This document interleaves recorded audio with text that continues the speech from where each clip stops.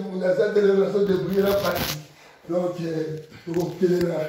on va passer le programme.